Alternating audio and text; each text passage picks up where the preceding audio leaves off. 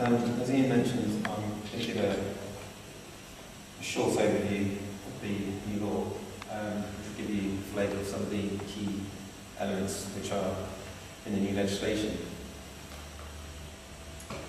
The first important aspect of the law is a statement of principles that will underline the law's provisions.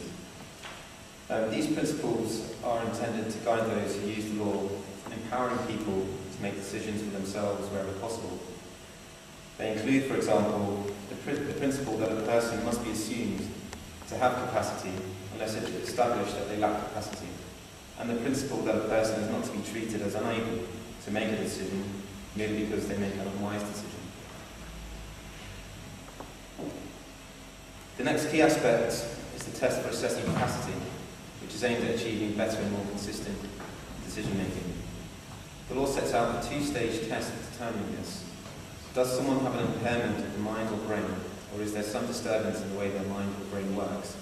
And does that impairment or disturbance mean that the person is unable to make a particular decision at the time it needs to be made? This test is time and decision specific, so a person may have capacity to make a decision on a particular day about his care and welfare, but may not have capacity to make a decision on that day about an aspect of his financial affairs, for example. Another important aspect of the law is provision for determining what is in the best interest of the person who is assessed not to have capacity.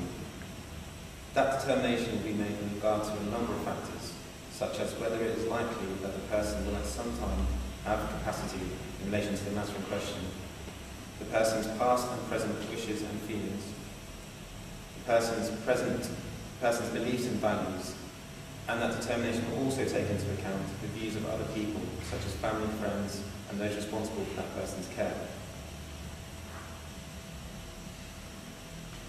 Another significant feature of the law are provisions aimed at helping people plan for a time when they may lose capacity to make decisions for themselves.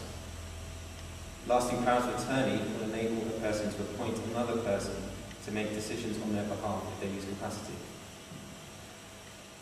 Advanced decisions to refuse treatment will enable a person to make a decision to give or refuse consent to treatment in the future should they lose capacity to do so.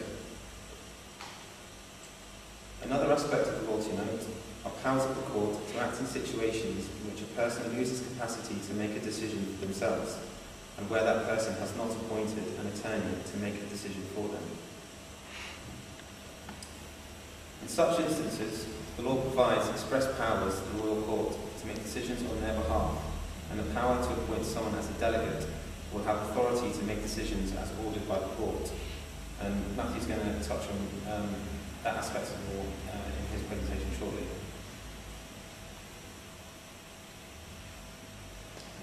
The law will also clarify the use of restraint with regard to those who lack capacity.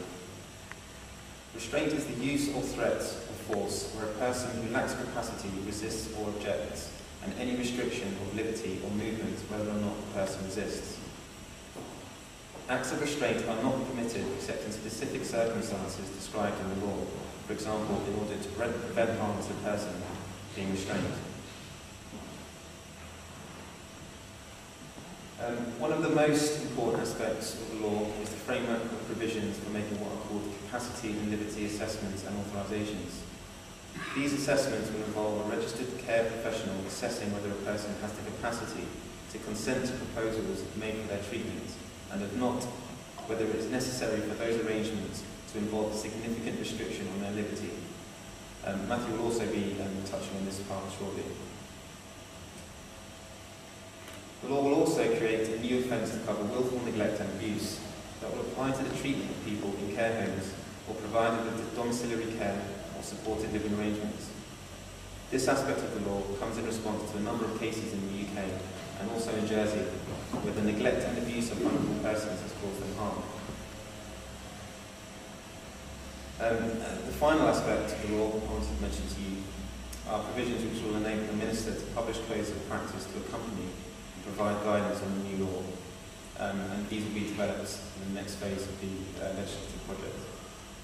So I'm going to pass you on now to Matthew, who will touch on the aspects of the law that I just previously mentioned. Thank you.